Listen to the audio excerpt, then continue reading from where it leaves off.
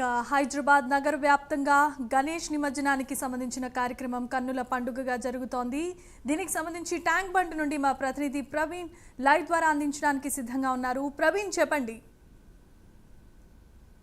Tank బండ్లో నిమజ్జనానికి ఇప్పుడిప్పుడే వినాయకులు తరలి వస్తున్నాయి. అయితే బడా గణేష్ నిమజ్జనం అయిన తర్వాత, ఖైరతాబాద్ గణేష్ నిమజ్జనం అయిన తర్వాత బాలాపూర్ గణేష్ కూడా కాసేపటి క్రితమే నిమజ్జనం కూడా అయిపోయింది. ఆ తర్వాత ఇప్పుడిప్పుడే క్రెయిన్ల దగ్గర నుంచి ఇప్పుడిప్పుడే వినాయకులు ఒక్కొక్కటిగా తరలి వస్తున్నాయి. అయితే ఎక్కడికిట అవాంఛనీయ సంఘటనలు జరగకుండా భారీ పోలీస్ బందోబస్తు మధ్యన అయితే వినాయక నిమజ్జనం జరుగుతుంది. కాబట్టి ఈ యొక్క వినాయక నిమజ్జనం మొత్తం టోటల్గా కూడా సీసీ ఫుటేజ్లో పరిశీలిస్తూనే ఉన్నారు. ఎలాంటి అవాంఛనీయ సంఘటనలు జరగకుండా భారీ బందోబస్తు కూడా ఏర్పాటు చేశారు. మొత్తం టోటల్గా ఈ యొక్క వినాయక నిమజ్జనానికి మొత్తం 25,000 మంది పోలీసులను అయితే ఉపయోగిస్తున్నారు. అందులో భాగంగా వివిధ జిల్లాల నుండి వచ్చిన వారు 10,000 మంది ఉండగా, హైదరాబాద్ సిటీ ప్రాంతం లోపల ఉండేటటువంటి పోలీసులు మొత్తం టోటల్గా కూడా 10,000 మంది మనం చూస్తూనే ఉన్నాము. ఇప్పుడు జనసంద్రోహంగా మారిపోయింది, భక్త జనసంద్రోహంగా మారిపోయింది. హుసేన్ సాగర్ మొత్తం అయితే భక్తుల చేత కోలాహలంగా మారిపోయింది. ఇప్పుడిప్పుడే క్రేన్లతో కూడా సాయంత్రం వరకు కూడా ఇప్పుడిప్పుడే క్రేన్లతో ఇచ్చేస్తూ ఉన్నారు. అయితే సీఎం రేవంత్ రెడ్డి ఆదేశాల మేరకు ఈ క్రేన్ నిర్వాహకులు కానీ, ఇక్కడ డ్యూటీలో ఉండే పోలీసు వాళ్ళు కానీ, మున్సిపల్ శాఖ అధికారులు కానీ వాళ్ళకు రెస్ట్ ఇవ్వాలి అని చెప్పిన నేపథ్యంలో 6 గంటల డ్యూటీ మాత్రమే, 3 షిఫ్టుల 6 గంటల నుండి 8 గంటల డ్యూటీ మాత్రమే వాళ్ళకు వేస్తూ ఉన్నారు. అదేవిధంగా ఈ యొక్క నిమజ్జనం పైన సిపి ఆనంద్ మరియు తెలంగాణ డీజీపీ కూడా సమీక్ష కూడా నిర్వహించారు. సమీక్ష నిర్వహించిన అనంతరం కమాండ్ కంట్రోల్ నుండి ప్రతి minute to minute command control నుండి నిమజ్జనాన్ని గమనిస్తూనే ఉన్నారు. ఎక్కడ ట్రాఫిక్ కూడా అంతరాయం కలగకుండా ఈ యొక్క నిమజ్జనం సాఫీగా జరిగేటట్టుగా చూసుకుంటున్నారు. అదేవిధంగా హైదరాబాద్లో ప్రశాంతంగా వినాయక నిమజ్జనం జరుగుతుందని కూడా సిపి ఆనంద్ మరియు డీజీపీ కూడా చెప్పడం జరిగింది. గత ఏడాదితో పోలిస్తే ఈ ఏడాది సౌత్ ఈస్ట్ సౌత్ వెస్ట్లో ఉన్న విగ్రహాలు త్వరగా నిమజ్జనం అయ్యేలా చూస్తున్నామంటూ కూడా చెప్తున్నారు. ముందుగా ఈ సౌత్ ఈస్ట్ సౌత్ జోన్ వినాయకులను కూడా నిమజ్జనం చేసేస్తే మిగతా జోన్లో అటువంటి వినాయకులు ఏవైతే ఉంటాయో వాటిని వివిధ ప్రాంతాలకు కూడా తరలించవచ్చు. ఒకవేళ అధికంగా 18 ఫీట్స్ కంటే 20 ఫీట్స్ కంటే అధికంగా ఉంటే వాటిని వేరే చోటుకి తరలిస్తున్నారు. 18 ఫీట్స్ లోపల ఉన్న వినాయకులను హుసేన్ సాగర్ వైపు తరలిస్తున్నారు. ఈ క్రమం లోపల పోలీసులు ఒకవేళ రద్దీగా కనుక ఉంటే, వినాయకులు వెహికల్స్ కూడా రద్దీగా ఉంటే, ఈ సంవత్సరం నూతనంగా ఒక వినూత్నంగా ప్రత్యామ్నాయం అయితే చేశారు. ఒక పార్కింగ్ స్థలాన్ని ఏర్పాటు చేసి ఆ వెహికల్స్ అన్నింటినీ అక్కడ పార్కింగ్ చేస్తారు. పార్కింగ్ చేసి ఒక్కొక్కటిగా వినాయకులను అన్నింటినీ కూడా క్రేన్లకు తరలించే ప్రయత్నం కూడా చేస్తున్నారు.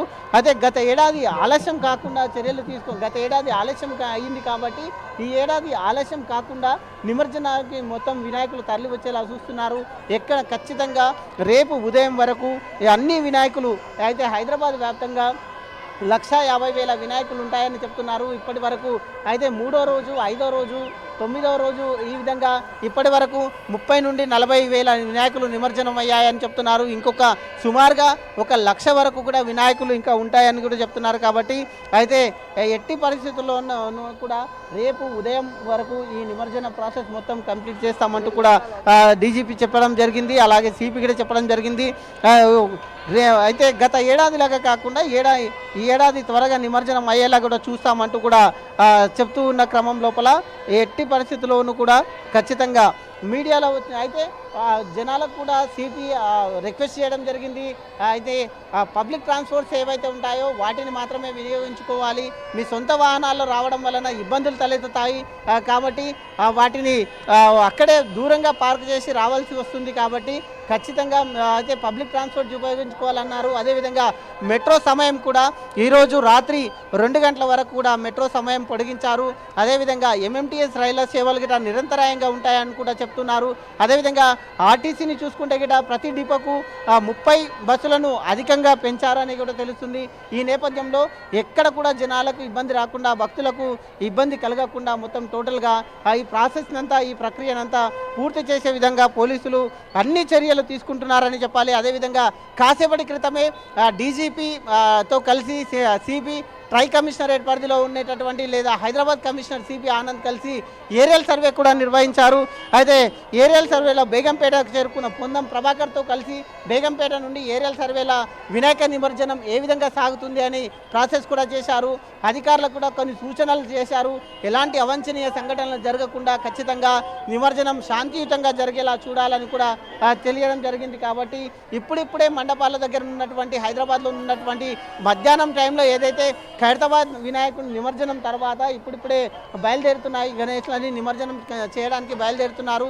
ఈ ప్రాసెస్ మొత్తం ఇప్పుడు ట్యాంక్ బండ్ పరిసరాలు మొత్తం టోటల్గా కూడా కోలాహలంగా మారింది, జనసంద్రోహంగా మారింది అని చెప్పుకోవాలి. అదేవిధంగా ఎక్కడ చూసినా అయితే వినాయకులతో వినాయక నిమజ్జనంతో కూడుకున్నది చెప్పాలి. ఇప్పుడు మనం చూస్తూ ఉన్నాం చుట్టూ జనసంద్రోహంతో మారి మోగిపోతుంది ఎక్కడ చూసినా అని. కంట్రోల్ రూమ్ కూడా ఏర్పాటు చేశారు. కంట్రోల్ రూమ్ ఏర్పాటు చేసి ఎలాంటి అక్కడ సీసీ క్యామ్లను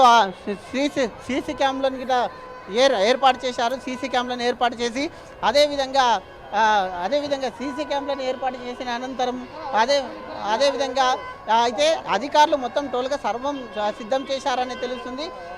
ఏది ఏమైనా ఖచ్చితంగా రేపు ఉదయం వరకు ఈ యొక్క వినాయకులన్నింటినీ ప్రశాంతమైన వాతావరణంలో ఈ వినాయకులని